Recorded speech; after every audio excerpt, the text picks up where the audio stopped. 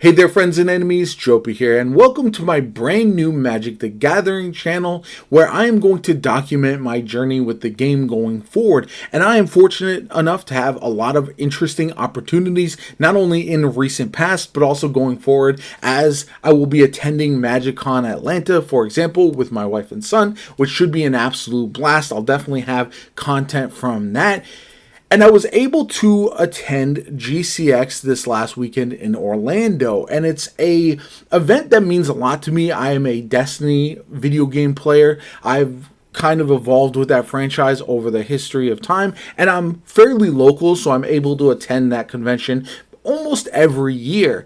And this was the first year where I really felt like it was a Magic-centric experience in a lot of ways for me and my wife. You'll see her in a lot of the footage that I'm going to showcase, but there was so much to do for Magic players that even if you don't play video games at all, I would highly encourage you to try to attend this event next year. It was so much fun. There were a bunch of different tournaments, there was events, there was cards to buy. It was a pre-release weekend for Edge of Eternities, and it just felt like a experience that was one of a kind. So let me explain exactly what was going on.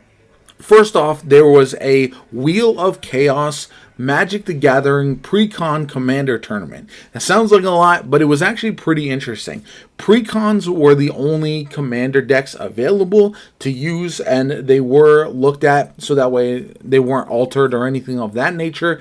We also had some of them that were off limits if they were too powerful or just not conducive to the playstyle. Then we also had the Wheel of Chaos, where they would spin a wheel, and essentially how it worked is you would have a card pop up on the wheel, whatever was spun for, you would have to essentially go along with that effect. So if the card said to destroy all your creatures, all creatures for every player would be wiped off the board, and it would essentially give a fresh start to the game. And there was others, like there was one where everyone would lose a life but also would get their commander for free. If you already had your commander on the battlefield, you essentially didn't benefit from that, but that was an interesting option as well, and it just added a level of variety that I think was more fun. If you're a hyper competitive player, it might not have been for you necessarily because there was only pre-cons allowed,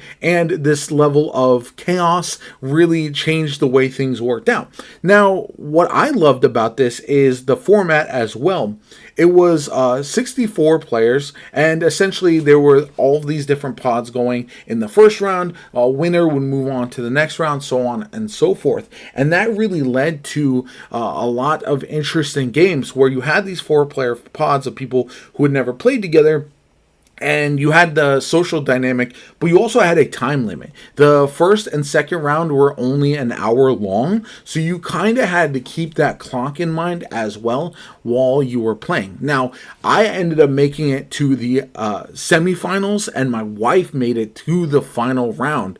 And I took a lot of footage of her because I was so proud of her making it. This was only her second ever event in person that she's ever attended with Magic. She's only ever played with me and my son at our house, outside of one event where we did a pre-release for Final Fantasy, and she really enjoyed that. So I do believe that going forward, that draft formats as well as pre-con commanders will be the main way that we play outside of the house when we're going to, for example, MagicCon Atlanta, GCX, that kind of stuff, just because it adds a level of fairness that I do personally enjoy. There's skill involved with building those decks, for example, with the draft format, but it does feel like it does add a level of luck and randomness that newer players like us really benefit from.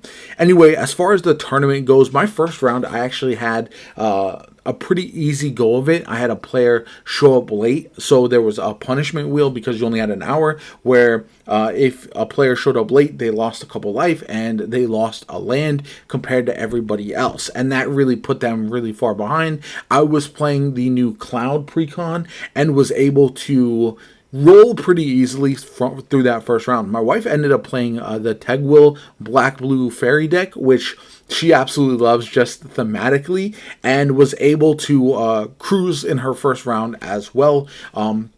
Again, when I was playing, I wasn't really intending to make this a video, so I didn't get nearly enough footage, unfortunately, but I did get some of her in the final round. In the semifinals, though, we were able to actually pair off against each other. There was me, her, and two other players, and this was very chaotic. One of the players was running a dinosaur deck with a lot of big creatures, and really became the target of a lot of the animosity. I was running Cloud, she was running Tegwell, and then the other player in our pod was running Cloud as well. That game, I did not have a lot of mana, unfortunately. I was really struggling, but because of that, I wasn't the target, and the game seemed to take a while, so we knew that it was likely to come down to time, probably about halfway through, and because of that, I was trying to stay a little bit under the radar. And we did end up getting one of those board wipes with the Wheel of Chaos. We eliminated the dinosaur deck, and it just led to a lot of interesting things. Playing with Cloud, I was able to have haste, and once the board wipe happened, I was actually in a fortunate position to bring him on the battlefield, do some damage because I was able to hit very early on.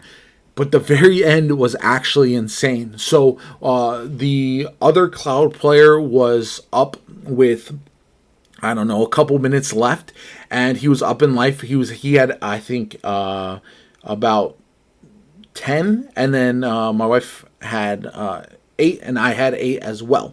And so I ended up attacking him. I was able to destroy his blockers, essentially. The wife went, she ended up knocking him down to essentially tied. And then we go around one more time, and the time is almost non-existent. My wife ends up getting the last turn. She has flyers on the field. Neither me nor the other Cloud player had flyers on the battlefield. She attacks both of us. She doesn't kill either one of us, but she does end up winning by time and advancing to the finals. And I was pretty excited overall. I think while I would have obviously loved to have gone on and won it myself, I do feel like her having that opportunity was a lot more enjoyable to watch for me personally, because I really got to see her love of Magic bloom a bit more with this. Now, the prizes for the Final Four was insane. And another thing to mention, there were card packs given out. I won a deck box that was pretty sick, and there was just bonuses given out throughout the event. But the finals, the prizes were insane. You got fourth place got a box of Edge of Eternity's play boosters.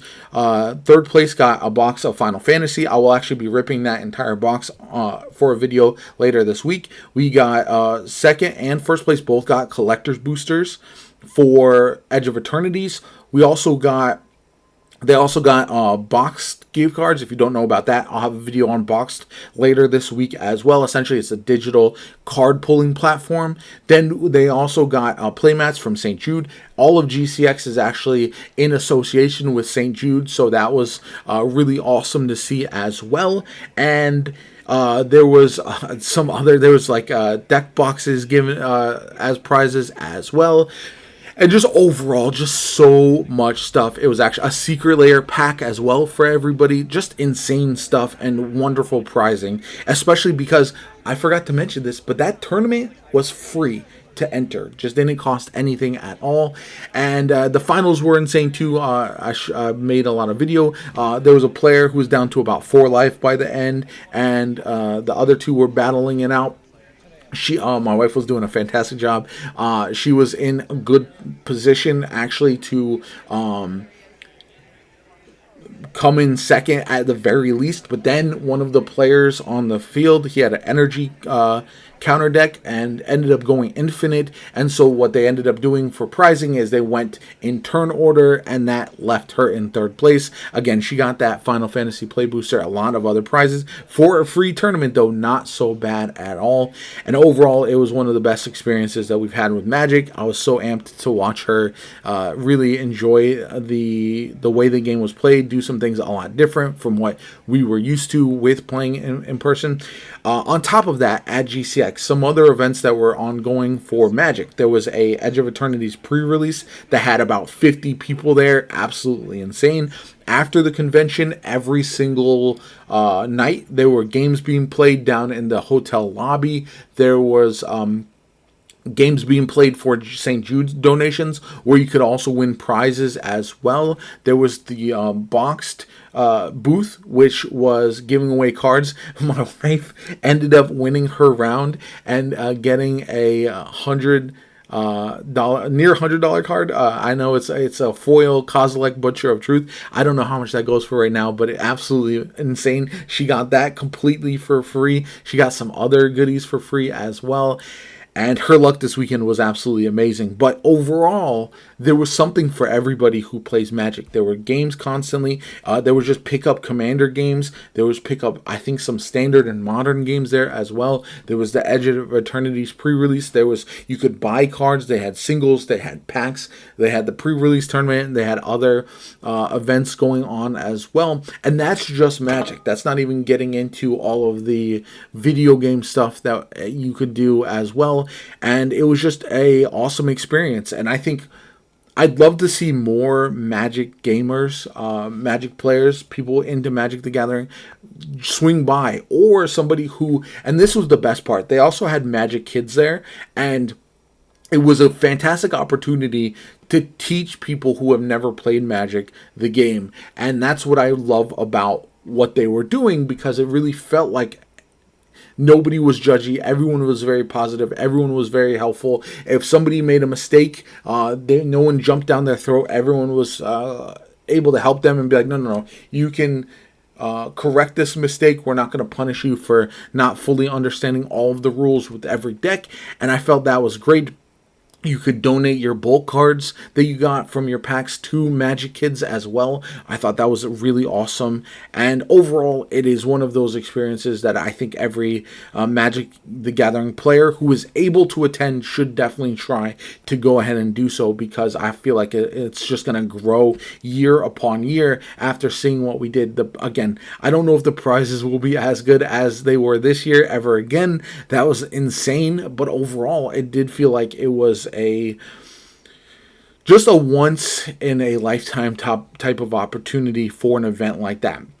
There was so much going on. There was like Fallout booths, there was video games to play, there was video game tournaments with belts to win. And if you're a nerd like me, it was definitely something to check out, and I hope more people do so in the future. It definitely feels like this is a convention that has room to grow as well, and that has me really looking forward to MagicCon as well. I've never been to a MagicCon previously before. I've got my passes ready to go. That is going to be kicking off Spider-Man, which is a set I'm looking forward to. I'm going to recap in another video. Going over the videos I have coming off while kicking off the channel. This week, I'm going to be going over my favorite Magic the Gathering Spider-Man cards that have been revealed so far. I've got an unboxing of that free Final Fantasy booster box, which spoiler alert, you'll see me pretty interested in some of those cards. But yeah, that was a lot of fun. I'm going to go over Boxed as well for those of you who have never used that platform. Not sponsored or anything. I just want to give people like a honest rundown of how that works. And I'm also going to do a rundown of Whatnot, which is a streaming platform where you can purchase cards and also take part in these breaks and stuff, which I want to kind of go over, break down, and explain whether or not that'll be worth it, plus going over whatever new cards that we see going forward, and maybe kind of recapping my decks as well that I currently have, because I do feel like I have room to grow as a Magic player. I played back a long time ago with Fallen Empires and Ice Age, but then I put the game down for a long time, and it's only recently that my spark has been relit as I've been playing with my wife and son, and now we are fully back. We are Magic players, and I don't think I can put the game down ever again. Anyway, let me know what you guys think in the comments down below. Like the video if you enjoyed, comment, subscribe, have a good one, and I'll catch you all later.